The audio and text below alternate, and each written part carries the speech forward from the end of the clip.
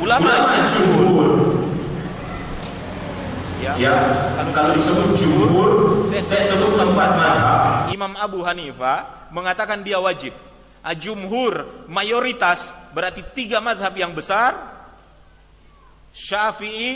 Maliki, Syafi'i dan Hambali mengatakan bahwa solat ini solat sunnah. Sunnah apa? Sunnah muakkadah. Kita belum datang kepada dalil, karena dalil orang mengatakan wajib, dalil orang mengatakan sunnah satu, yaitu solat kusufnya Nabi SAW dengan gerhana matahari. Nabi tidak ulang-ulang solat. Tapi coba lihat para ulama mentaklil, memberi alasan terhadap setiap kekuatan hadis ini. Dalil mereka yang pertama, solat ini hukumnya solat sunnah, sebab pengerjaannya berbeda dengan solat wajib. Solat wajib harus dengan azan dan qomat, sedangkan solat kusuf tidak ada azannya, tidak ada qomatnya. Sama dengan solat hari raya Idul Fitri dan Idul Adha. Tidak pernah Nabi tinggalkan Idul Fitri dan Idul Adha seumur hidupnya, sejak disyariatkan oleh Allah Subhanahu wa taala. Dan kita lihat Idul Fitri dan Idul Adha tidak ada azan dan qomatnya. Berarti inilah kesamaan kusuf ini dengan solat-solat yang khusus seperti itu. Itu ta'lil. Itu pemberian alasan yang menurut para ulama. Dan demikian juga yang dinukil oleh Imam Nawawi, bahwasanya ajma'al ulama ala annaha sunnah. Ijma'nya para ulama bahwa dia sunnah muakkadah. Nah, kalau kita sudah tutup dengan kata ijma', berarti dalil ijma' adalah dalil yang paling kuat di atas seluruh dalil. Anda mau berdalil dengan ayat, Anda mau berdalil dengan hadis Nabi, tapi menolak ijma' tidak boleh. Ijma' adalah dalil yang paling tinggi dalam agama ini. Sebab Nabi mengatakan tidak berijma', tidak berkumpul umat ini di dalam kesalahan. Ya, dan ijma' adalah dalil amalan. Siapa yang berijma'? Para sahabat Nabi sallallahu alaihi wasallam.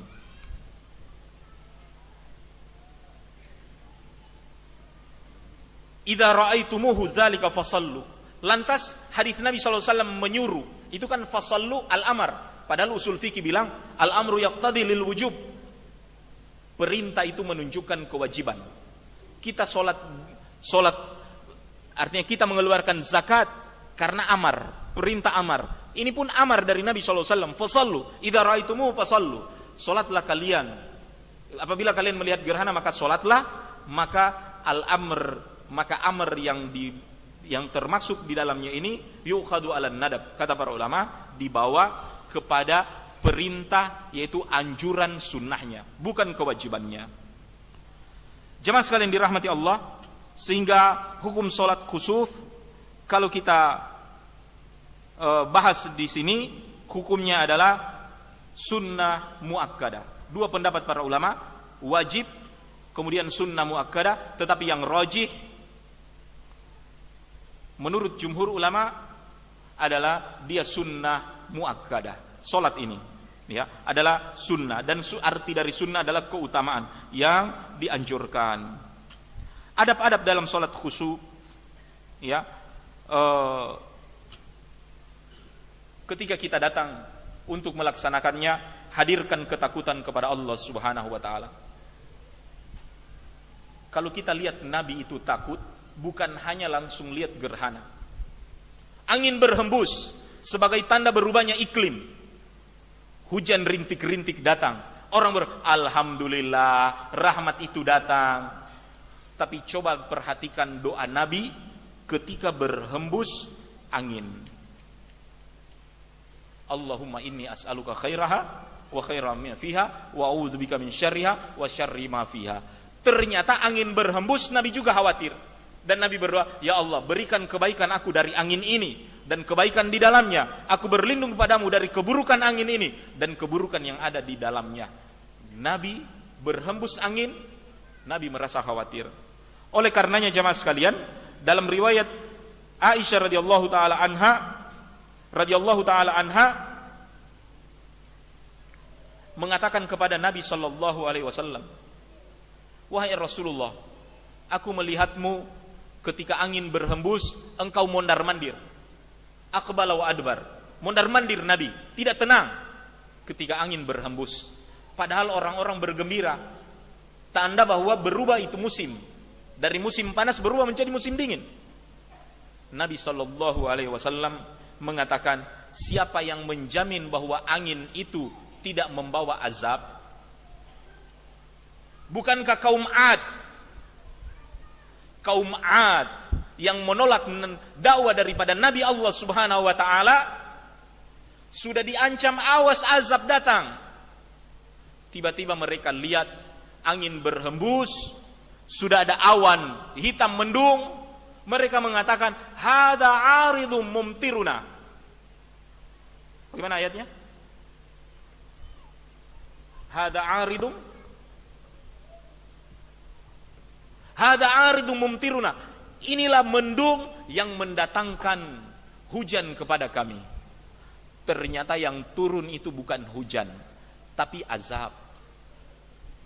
Maka jamaah sekalian, inilah fikih seorang muslim bermuamalah dengan fenomena alam. Orang-orang di luar Islam ini wisata, amazing. Tapi seorang muslim dengan fenomena alam selalu menghindari ketakutan. Siapa yang jamin auzan itu turun bahwa dia selalunya rahmat? Bukankah sebagian hujan membawa banjir bandang? Makanya jamaah sekalian dirahmati oleh Allah Subhanahu wa taala, fikih kita bermuamalah dengan gerhana matahari, hadirkan ketakutan kepada Allah. Tidak ada jaminan bahwa itu cuma sekedar fenomena alam sesaat 2 menit 40 detik habis dan lain sebagainya. Sudah ada foto-foto selfie-selfian, oh ini fotografer saya, oh ini gambar, ya kan? Ini gambar terbaik dan lain sebagainya. Siapa yang jamin bahwa di sela-sela hal tersebut Allah Ta'ala tidak menurunkan bencana? Artinya sesuatu yang tidak dinafikan dan sesuatu yang tidak bisa kita pastikan. Allah Ta'ala dengan alam ini, seperti jamaah sekalian, mempergilirkan bahwa ada waktu-waktu Allah Ta'ala menurunkan rahmat dan Allah Ta'ala menurunkan azab. Hanya saja terhadap rahmat kita sudah diberitahu waktu-waktu itu. Yang kita waspadai waktu turunnya azab itu yang belum dikasih tahu sama kita, karena dalil-dalil ke sana itu masih kurang. Apa dalil turunnya rahmat sudah diberitahu? Misalnya Lailatul Qadar, Allah sudah kasih tahu ke kita, makanya kita cari, ya kan? Arafah, hari Arafah, diampuni dosa-dosa kita, diberitahu kepada kita. Sepertiga malam ketika dosa-dosa dilebur, diampuni oleh Allah, kita diberitahu oleh Allah Ta'ala melalui lisan Rasulullah SAW, ini waktu-waktu rahmat. Tapi waktu-waktu azab itu yang tidak dikasih tahu. Inilah rahasia kenapa Nabi berhembus angin, Nabi khawatir. Dan kekhawatiran Nabi bukan dosa beliau yang menyebabkan bencana itu turun, tapi dosa orang lain. Apa hubungannya Ustaz? Bukankah kita sudah sholat, sudah baik sekarang? Kenapa masih menghadirkan ketakutan adanya gerhana? Perlu kita takut. Ya salam, bukan karena dosa kita Allah mengazabnya, tapi dosa yang dilakukan orang lain. Jangan sampai turun azab kepada mereka. Yang melakukan LGBT, sodomi, bukan Nabi Lut, Nabi yang soleh. Nabi Lut, anak-anaknya, umat-umatnya, orang-orang yang soleh semuanya. Tapi kenapa Allah mengazab mereka semua? Termasuk Nabi Lut harus menanggung istrinya juga jadi korban. Dosa siapa? Dosa orang-orang yang berbuat dosa itu. Makanya ketika datang hujan, kita khawatir longsor tanah. Padahal ada masjid di sana, bukan karena masjidnya. Orang-orang yang berbuat dosa di sekitar masjid itu yang merasa kita khawatir. Apalagi ketika terjadi gerhana ini, sebagian besar prioritas yang kita gunakan, kebijakan yang diputuskan, semuanya hura-hura. adat kebiasaan, bahkan penyembahan, pengagungan terhadap berhala ditampilkan semuanya. Tidak tanggung-tanggung. Para penikmat narkoba dipajang untuk menghibur kita. Sedang terjadi gerhana. Sayang sekali kita. Ya, dan ini kritik terhadap seruan ini, kita mau mengetuk hati terhadap orang-orang yang telah terlanjur berbaju ustadz, telah mengenakan kopiah haji untuk merayu kita untuk memilih mereka. Ingat, kami memilih Anda, tapi putuskan juga kebijakan-kebijakan yang berpihak terhadap agama ini. Ini bukan hanya sekedar fenomena yang mendatangkan duit di dalamnya, tetapi ini juga satu teguran Allah Ta'ala terhadap bangsa ini. Ingat, gerhana matahari ini, kata Rasulullah SAW, Allah Ta'ala hendak menimbulkan ketakutan terhadap umat ini. Dan keistimewaan gerhana matahari kali ini adalah gerhana matahari khusus untuk kaum muslimin Indonesia. Tidak pernah terjadi pada umat-umat sebaliknya. Ingat kata Allah Subhanahu wa Ta'ala, di balik daripada tanda kekuasaan Allah, azab. Wa ma nursilu bil ayati, kami tidaklah mengutus tanda-tanda kebesaran Allah Ta'ala kepada mereka illa min qibalihil adab, kecuali di baliknya itu ada azab. Allah beri tanda kekuasaan batu besar melahirkan onta besar Nabi Soleh, tapi tanda kebesaran Allah itu, onta itu disembeli oleh oleh umat Nabi Soleh. Allah timpakan azab kepada mereka. Gerhana matahari ini kalau dilihat cuma orang Indonesia, Muslim Indonesia yang melihat gerhana total ini. Kita tidak tahu di balik ini. Kalau kita tidak hadirkan ketakutan kepada Allah, kenapa Nabi selalu menolak memperlihatkan mukjizat, tanda kekuasaan Allah Ta'ala, sesuatu yang mustahil? Karena di balik tanda kekuasaan itu ada azab di baliknya. Maka jamaah sekalian dirahmati oleh Allah Subhanahu wa Ta'ala, momen gerhana matahari bukan hanya momen hura-hura, tapi Allah Ta'ala hendak memberi pelajaran kepada bangsa ini dari timur, ya, Indonesia sampai ke barat dari negeri ini. Timbulkan ketakutan kepada Allah Subhanahu wa Ta'ala. Penduduk Muslim terbesar di dunia dilalui oleh gerhana matahari ini. Allah Ta'ala mau melihat siapa orang-orang yang takut kepadanya dan siapa yang hura-hura. Maka ini jamaah sekalian, adab ketika terjadinya gerhana matahari. Kita insyaallah cukupi dengan hadis Nabi SAW, inni khasyitu ayyakuna adzaban sallallahu ala ummati. Ditanya oleh Aisyah radhiyallahu taala anha, kenapa Nabi khawatir dengan turunnya hujan dan angin? Kata Nabi, aku khawatir azab Allah akan ditimpakan kepada umat ini. Nah, jamaah sekalian dirahmati oleh Allah Ta'ala, untuk sholat kusuf, sifat dari sholat ini sebagaimana yang diriwayatkan oleh Aisyah radhiyallahu taala anha, Nabi sallallahu alaihi wasallam melakukan sholat kusuf. Maka sholat kusuf ini dimulai dengan takbiratul ihram, dimulai dengan panggilan sholat, tapi bukan dengan azan. Hanya cukup satu orang meneriakkan as-salatu jami'ah, as-salatu jami'ah, berulang-ulang kali tidak apa-apa, sebagai tanda bahwa sudah mau dimulai sholat. Atau para jamaah berdiri saja, kemudian bertakbir, Allahu Akbar, takbiratul ihram, kemudian baca doa iftitah, Allahu Akbar kabira walhamdulillah katsira, Allahumma ba'id baini wa baina, subhanakallahumma bihamdika tabaraka ismuka wa ta'ala jadduka, la ilaha subhanallah walhamdulillah la ilaha akbar. Terserah doa iftitah yang kita lancar. Kemudian baca a'udzubillahi minasyaitonirrajim, bismillahirrahmanirrahim, baca Al-Fatihah dan baca dengan nyaring. Sebab Nabi sallallahu alaihi wasallam dalam riwayat Bukhari membaca surah dengan Al-Fatihah dengan suara yang nyaring. Maka kalau dikerjakan berjamaah, imam membacakannya dalam keadaan siang maupun malam. Walaupun sebagian ulama mengatakan kalau siang diam, seperti sholat zuhur, karena sifat dari sholat siang adalah diam. Kalau malam baru dia jahar, karena sifat dari sholat malam adalah disuarakan.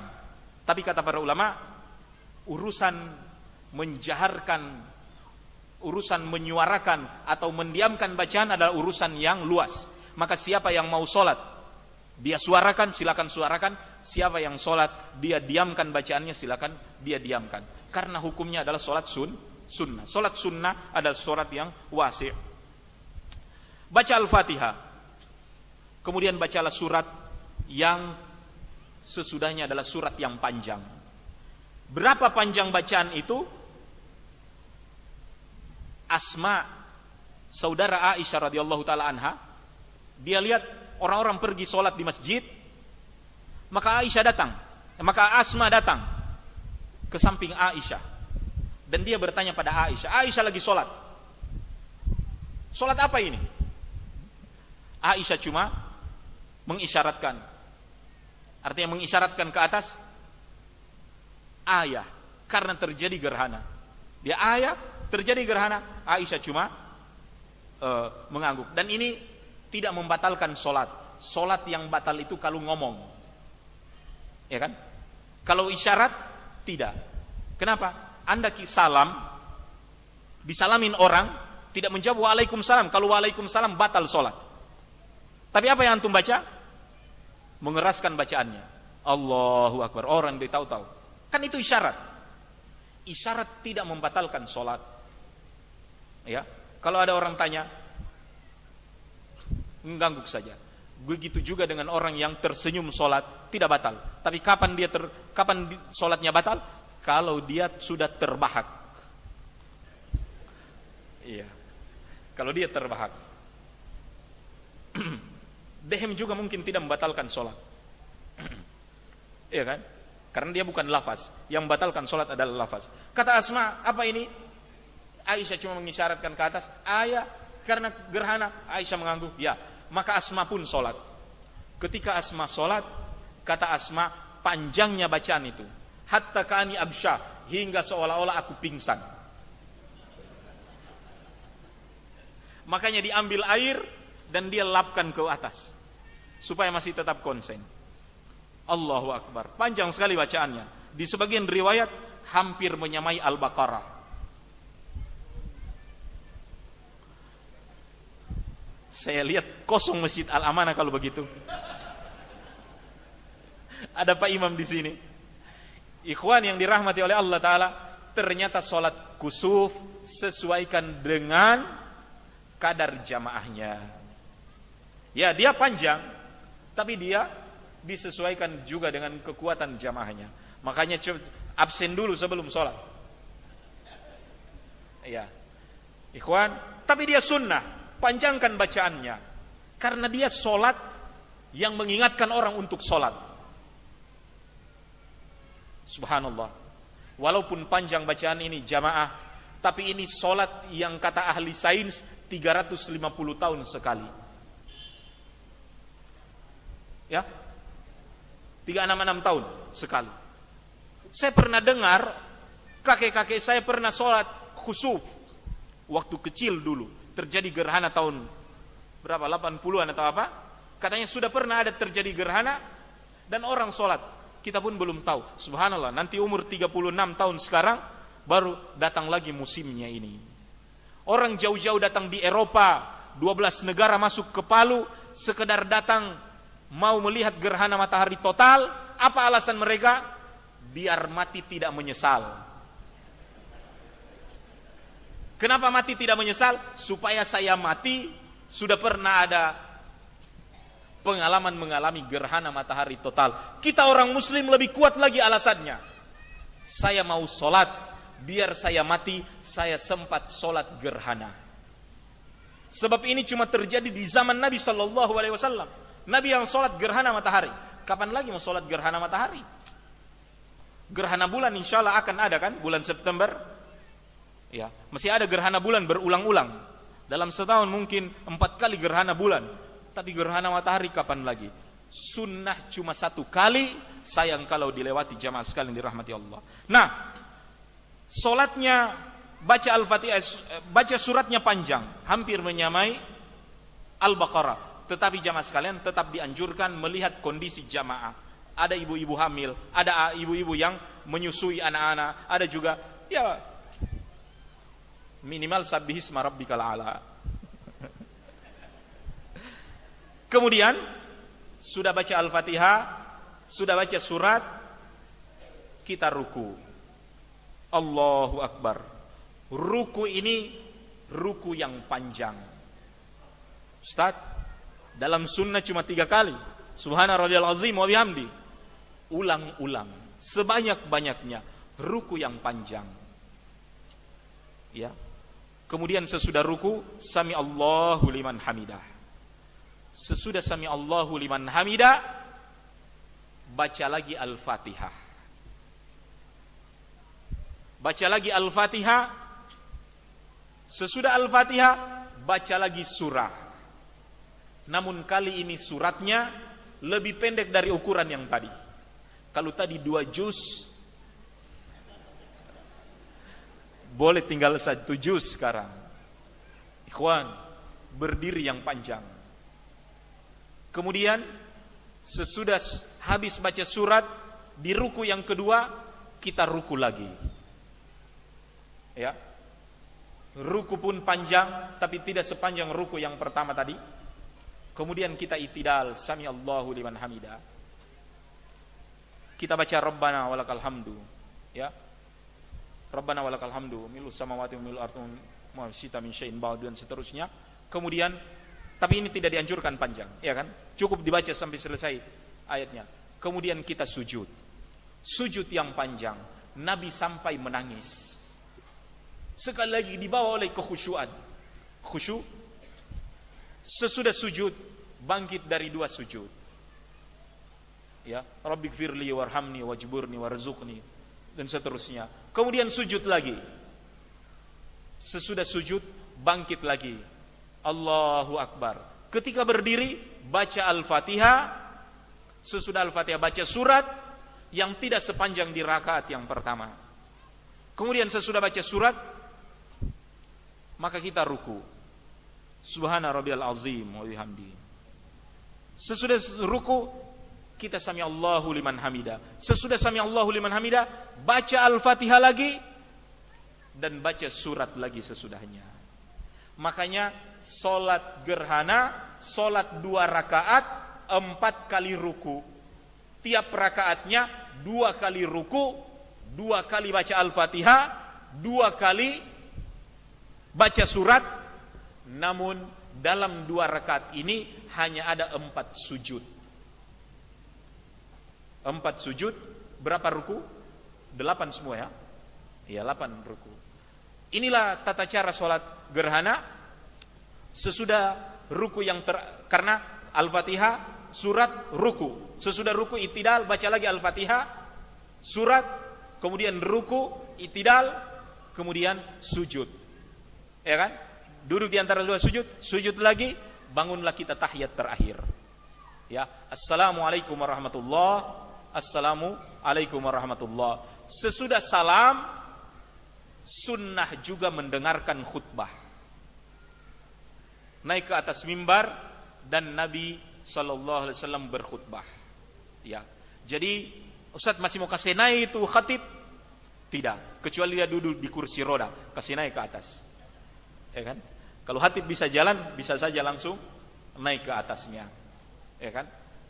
Langsung dia alhamdulillah wassalatu wassalamu ala Rasulillah, berpesan takwa, kemudian dia juga khutbah berkenaan dengan gerhana. Khutbah Nabi tentang gerhana, mencela perbuatan zina, mencela berbuat menipu dalam haji. Penipuan terhadap jamaah haji sudah ada sejak zaman Nabi. Bukan hanya kerjaan para travel yang tidak kasih berangkat jamaah. Dari sejak Nabi ada. Apa penipuan di zaman Nabi? Orang mencopet barang dagangan haji. Orang pegang ganco, kalau jamaah tidak lihat, dia pukul dengan ganco itu, jatuh barangnya. Tapi kalau ketahuan, dia bilang, sorry, tidak sengaja. Iya kan? Nabi mencela perbuatan tersebut. Banyak yang dibicarakan, tapi penipuan terhadap haji itu yang Nabi bicarakan. Kemudian Nabi memperingati dari fitnah Dajjal, ya. Ala kulli hal, khutbah juga tidak harus seperti ini. Yang jelas diingatkan manusia untuk takut kepada Allah, bersedekah dan lain sebagainya. Termasuk di antara wasiat Nabi SAW, seorang wanita dimasukkan di dalam neraka karena mengurung kucing. Dia tidak kasih makan, dia tidak lepaskan itu kucing supaya makan atau minum, tapi dia terus kucing itu dia kurung sampai kucing itu mati, dan dia masuk neraka karena mengurung kucing itu. Maka hati-hati kepada kita yang pelihara burung. Maka hati-hati terhadap kita yang mempunyai peliharaan ayam dan lain sebagainya. Berikan hak-hak mereka. Agama ini mengancam orang masuk neraka gara-gara membunuh kucing. Maka bagaimana lagi dengan membunuh orang tanpa ada alasan? Ya. Nabi SAW dalam khutbah ini mengancam para wanita bahwa ketika Nabi sedang sholat diperlihatkan neraka, dan yang paling banyak menghuni neraka adalah kaum wanita. Kenapa para wanita banyak yang masuk ke dalam neraka? Karena banyak wanita yang tidak bersyukur terhadap suaminya. Walaupun suaminya telah berbuat baik, sepenuh jiwa, berusaha, tetapi mereka tidak bersyukur dengan pemberian suaminya.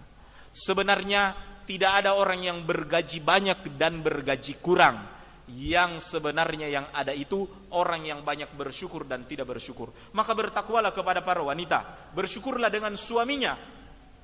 Sebab sebagian orang yang belum memiliki suami mengatakan, hatta separuh laki-laki aku bersedia, yang penting aku punya suami. Sempurna menjadi wanita.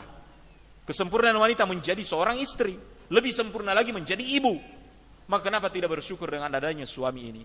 Rasulullah SAW mengancam para wanita yang paling banyak memasukkan ke dalam neraka adalah karena kaum wanita tidak bersyukur terhadap suaminya. Jamaah sekalian dirahmati Allah, inilah sifat dari salat khusuf yang saya akan tutup. Insyaallah kalau ada pertanyaan nanti kita akan diskusikan. Waktu salat khusuf.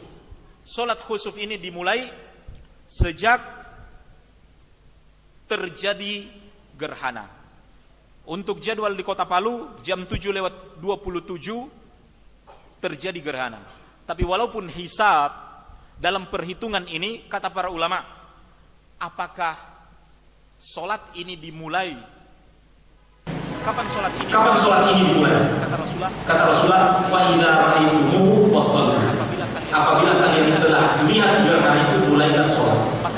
Maka seandainya matahari masih tertutup oleh mendung, sunnahnya tunggu dulu sampai dilihat betul. Tapi kalau memang ada orang yang sudah lihat, satu orang, dua orang, Ustaz saya sudah lihat tadi, boleh kita mulai. Jadi syahadat, kesaksian penglihatan, sekali lagi menang lagi ru'yah daripada hisab. Indonesia kan selalu terjadi problem antara hisab dan ru'yah. Ya, saya kritik sama Pak Yunahar kemarin. Kenapa selalu hisab, tidak pernah ru'yah? Dia bilang ya, tapi cuma 2 kali hisab dalam setahun. Tapi aku 5 kali hisab dalam sehari. Kami hisab cuma waktu Ramadan dan Idul Fitri. Tapi antum hisab 5 kali dalam sehari waktu sholat. Apa antum masih lihat matahari? Tidak. Lihat di jadwal katanya. Ala kulli hal masalah yang tidak usah diperdebatkan di masalah ikhtilaf yang mudah-mudahan makin hari makin dewasa kaum muslimin dan mencarikan titik temu. Tapi yang paling sunnah ru'yah. Paling sunnah adalah ru'yah.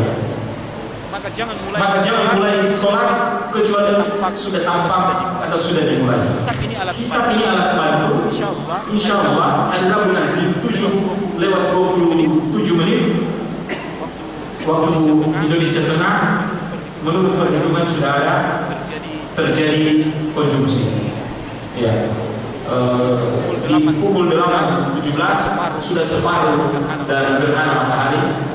Artinya dalam pantauan kita, gerhana matahari total pun akan terjadi pada pukul 8:38. 8.38 sampai 8.39 ini masih gerhana matahari total. Ya, dan gerhana matahari ini akan selesai sekitar pukul 10. Jadi kalau kita hitung dari awal jam 7.27 sekitar setengah 8 sampai jam 10 durasi gerhana matahari di Palu. Tapi yang totalnya setengah 9 ya 8.38 itu gerhana matahari total. Kapan dimulai sholat kusuf? Sejak terjadinya mulai dimulai. Ya. Sejak terjadinya gerhana matahari sudah mulai salatul jami dan kita sholat.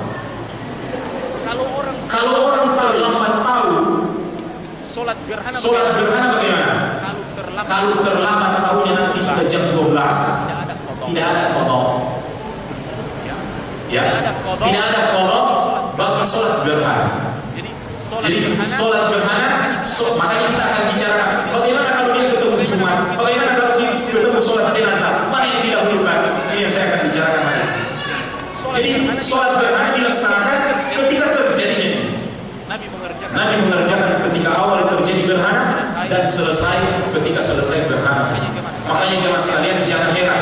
Di Subul Salam Imam San'ani mengatakan pendapat para ulama tentang rakaat sholat gerhana ada sekitar 4 atau 5. Ya kan? Yang masyhur, yang ijma 2 rakaat 4 kali ruku. Tapi ada sebagian para ulama berdasarkan hadis daripada Jabir bin Abdullah, hadis Ibnu Abbas radhiyallahu anhu, hadis Jabir mengatakan sholat gerhana itu 3 kali ruku 1 rakaat. Berarti ada 6 ruku. Dan masing-masing ruku ada bacaan Al-Fatihah. Ya. Jadi Ibnu Abbas 4 kali ruku. Ada satu riwayat yang mengatakan 5 kali ruku. Ya. Dan Imam Abu Hanifah mengatakan cuma 1 kali ruku. Imam San'ani ketika menjelaskan dalam Subul Salam, bagaimana berbeda ini? Artinya jalan tengahnya untuk memaknai yang sahih periwayatannya ini, kecuali gerhana itu berulang-ulang tadi dikerjakan. Artinya dalam usul fikih al-jam' aula min at-tarjih. Mengumpulkan semua riwayat itu lebih baik daripada memilih salah satunya. Ya kan? Ulama usul fikih itu kan kadang suka mengumpulkan semuanya daripada pilih satu-satu. Kayak kemarin ada yang posting cerita seorang istri bertanya pada profesor usul fikih, Pak gimana ya? Ada istri selain saya, mana yang terpilih? Dia bilang kalau bisa dijamah semuanya, kenapa harus pilih salah satunya? Itu anekdot ulama usul fikih. Al-jam' aula min at-tarjih.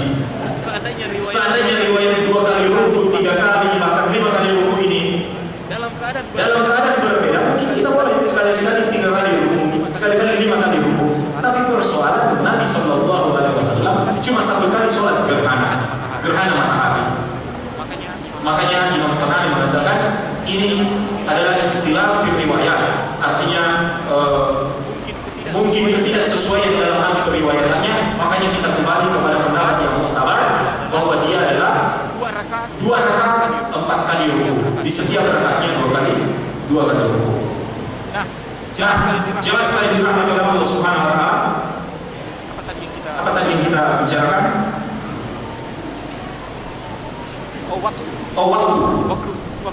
Waktu kita untuk sholat.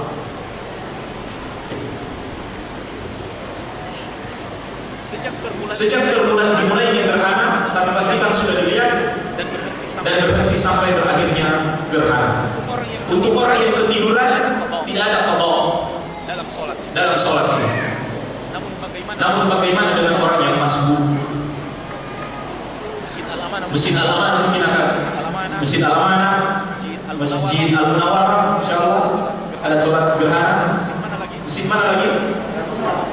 Masjid Imam Muslim, insyaallah ada sholat gerhana. Sunnah Manunda, Masjid Al-Hijrah, Masjid Al-Hijrah, Jalan Garuda ada sholat gerhana juga. Ini untuk umuman sekarang supaya mendekat. Di mana lagi? Al-Ikhlas, di mana Al-Ikhlas? Ya, di Mamboro Al-Ikhlas ada. Masjid Al-Haq di Setiabudi. Suprapto, Masjid Al-Haq di Suprapto, insyaallah ada sholat Di mana lagi? Al-Hikmah, bukan. An-Ni'mah. Ya, insya Allah, ikhwan, nanti mudah-mudahan info kajian Kota Palu bisa posting ini di mana saja tempat sholat gerhana diadakan, insya Allah. Dan kita berdekat menghidupkan sunnah ini. Masa orang jauh-jauh dari Jepang datang di Palu untuk menikmati gerhana, kita tidak nikmati dengan sunnah Nabi SAW. Kacamata insya Allah Bapak bisa jalan. Selalu terbiji yang dalam kata saya terlanjur beli kacamata gerhana. Ya. Dan jangan memberanikan diri menatap gerhana. Ini anjuran dari saya. Walaupun lihat di dalam air, walaupun pakai kacamata hitam, walaupun pakai penghalang film dari scan X-ray itu semua bisa membahayakan mata. Memang yang lebih aman mungkin nonton saja di streaming. Untuk Kanal 8 juga ada streaming, tapi saya streamingnya mereka dari Palembang bukan di Palu. Ya, CNN juga sudah ada siaran langsung. BBC juga kebiasaannya setiap gerhana mereka bikin siaran langsung. Mungkin ada beberapa TV juga lihat dari arah yang lebih aman. Ya, la dharara wala dirara. Kata Rasulullah tidak boleh membuat hal yang mudarat atau membuat mudarat muslim. Walaupun gerhana matahari total, tapi berisiko besar untuk menatapnya. Karena matahari tidak serta-merta kita padam total pandangan kita, tetap masih terang. Ya, tetap masih terang insyaallah. Makanya jangan beranikan untuk menatap langsung. Ya. Ikhwan yang dirahmati Allah Subhanahu wa taala, bagaimana dengan orang yang masuk salat khusyuk? Kata para ulama, termasuk Imam Nawawi yang dirajikan juga dengan kibar ulama di Lajnah Daimah, untuk orang yang masbuk salat gerhana, dia harus ganti di rakaat berikutnya sesudah salam. Tapi Ustaz, saya ini masbuk di ruku yang kedua. Bukan orang yang mendapatkan ruku mendapatkan satu rakaat. Ya kan? Artinya masih rakaat pertama, ruku kan 2 kali. Saya masuk di ruku yang kedua. Kata para ulama, orang yang tertinggal dari ruku pertama sudah kehilangan rakaat. Karena rakaat yang termasuk rukun dari sholat itu adalah ruku yang pertama. Itulah ruku yang termasuk di rukun sholat. Maka kalau kita masbuk sudah ruku yang kedua, kita kehilangan 1 rakaat. Namun kalau kita masih sempat ruku, karena ruku ini kan lama, sempat ruku yang pertama, kita berarti masih ada 1 rakaat. Ya, ini masih dapat satu rakaat. Apalagi orang yang terlambat sudah di ruku yang keempat, atau dia datang sholat gerhana sudah duduk tahiyat. Orang yang datang masbuk sudah tahiyatlah bersama imam dan jamaah. Nanti sesudah salam imam, dia berdiri lagi untuk melaksanakan sholat gerhana 2 rakaat 4 kali ruku seperti yang sudah dijelaskan. Sekarang persoalan, bagaimana dengan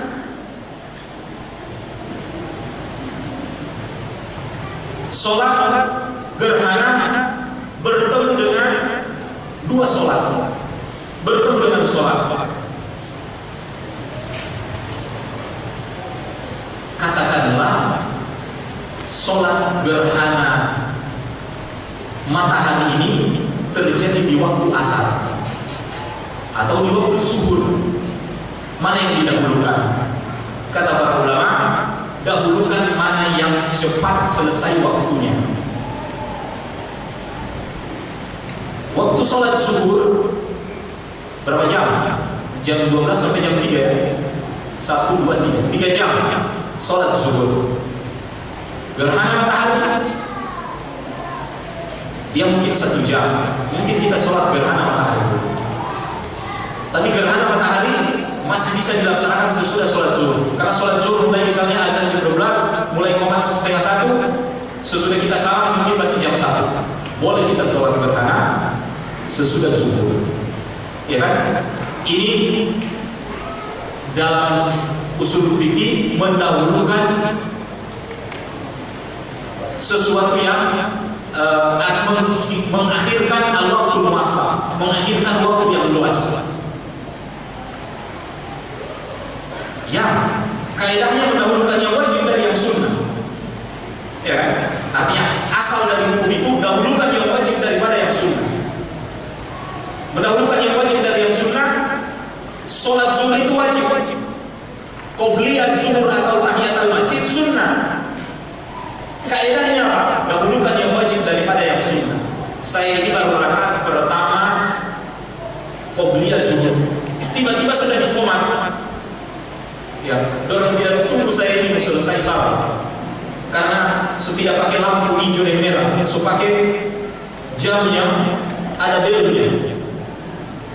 Sehingga mereka sudah komat, padahal masih satu rakaat lagi qobliyah saja.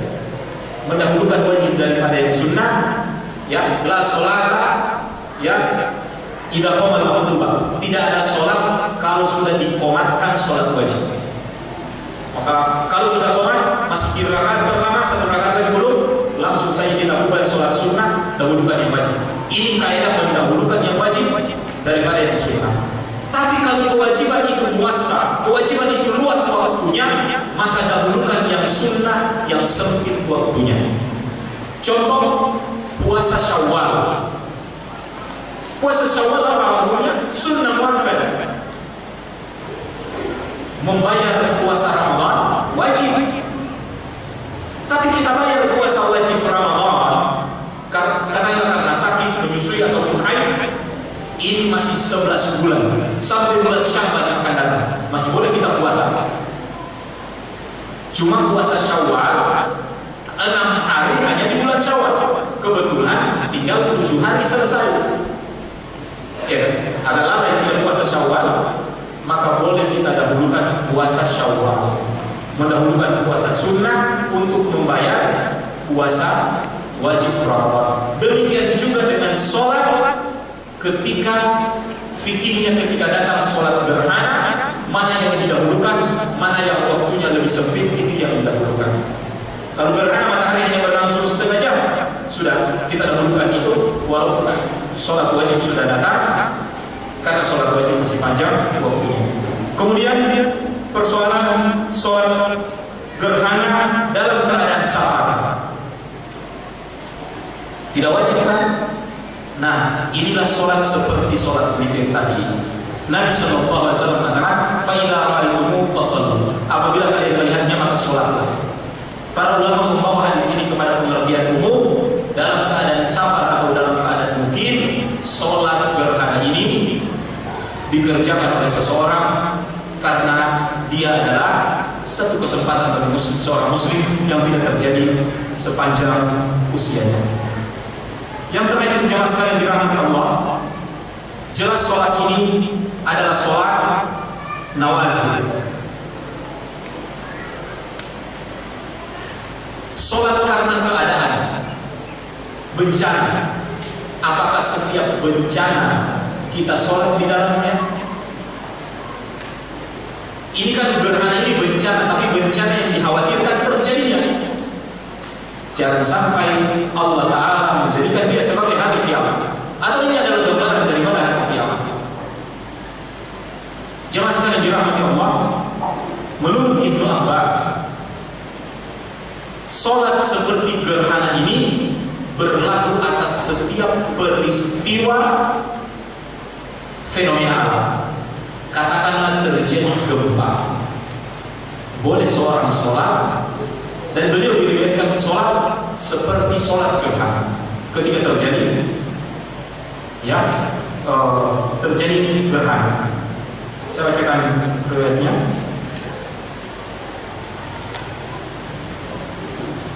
Para ulama ada 3 pendapat di sini. Ya. Pendapat yang pertama bahwa sholat seperti gerhana ini tidak disolatkan walaupun terjadi gempa, walaupun terjadi tsunami, walaupun terjadi angin ribut, walaupun terjadi banjir. Ya. Dan ini adalah pendapat yang diambil oleh Ibnu Qudamah. Ya. Al-Maqdisi.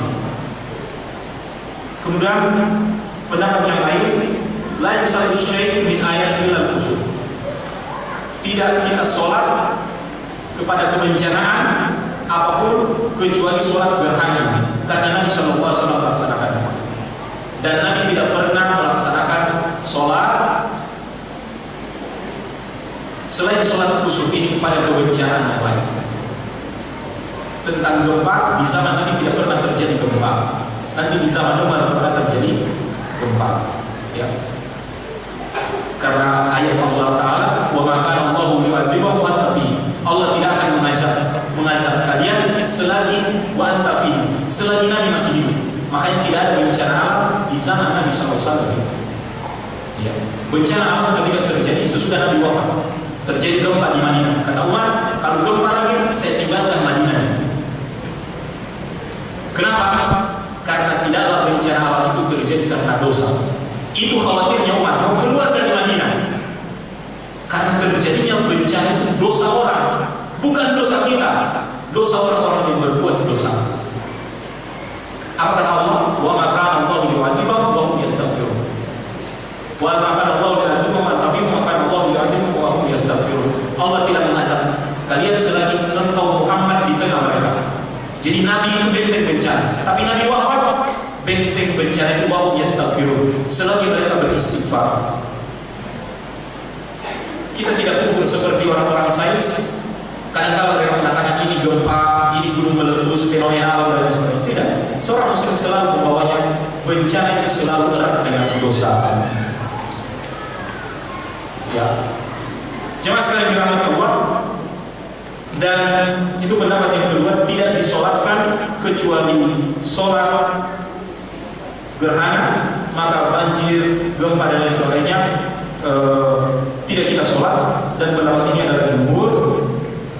Dan yang ketiga, hanya ada dua sholat yang disolatkan ketika terjadi bencana, yaitu gempa seperti riwayat Ibnu Abbas tadi, dengan yang kedua sholat khusuf. Allah Ta'ala, saya ulangi lagi, disolati seluruh bencana termasuk gempa, banjir, tsunami, gerhana. Ini pendapat pertama. Tidak disolatkan kecuali khusuf. Dan yang ketiga, hanya khusuf dan gempa saja kita sholat sudah. Alhamdulillah, urusan sholat karena bencana ini wasit. Karena dalil para ulama yang mengatakan sholatlah seluruh bencana adalah menghadirkan ketakutan, walaupun itu angin, walaupun itu hujan. Kalau kita takut akan jadinya bencana, sholatlah kita mendekati kepada Allah Ta'ala. Dan hikmah dari sholat ini menghilangkan ketakutan, yaitu karena kita sudah dekat dengan Allah Subhanahu wa Ta'ala. Ikhwan sekalian yang dirahmati Allah Subhanahu wa Ta'ala, kalau ada yang benar semata-mata dari Allah Ta'ala, kekeliruan, keterbatasan kami sebagai manusia biasa, barangkali kita akan mengambil kesimpulan masing-masing dari peristiwa gerhana matahari ini. Dia adalah sesuatu yang fenomenal, sesuatu yang langka, yang Allah Ta'ala datangkan, sengaja lewatkan di bumi kita, di kota kita. Tapi ada satu pelajaran yang berharga di dalam ini, agar kita takut kepada Allah Subhanahu wa Ta'ala, takut dengan azabnya, ingat dengan hari kiamat yang ketika Allah Ta'ala sama juga seperti terjadi gerhana, hilang matahari, tertutupi oleh bulan. Allah satukan matahari dengan bulan, ya, untuk mengambil iktibar di dalamnya. Dekatnya Allah Ta'ala dengan ketakutan seperti itu, dengan bersedekah, dengan bertakbir, dengan beristighfar. Kemudian ini adalah menyadarkan kita tentang urusan sholat. Dan jemaah sekalian, banyak fawaid yang bisa kita dalami di dalam ini. Kalau ada pertanyaan tafadhal. Ala kulli hal, saya bersyukur kepada Allah Subhanahu wa Ta'ala. Terima kasih dengan kehadiran antum kepada panitia yang menyelenggarakan acara ini. Semoga Allah Ta'ala selalu menjaga kesehatan kita. Siapapun yang sakit di antara kita, Allah Ta'ala obati dan sembuhkan.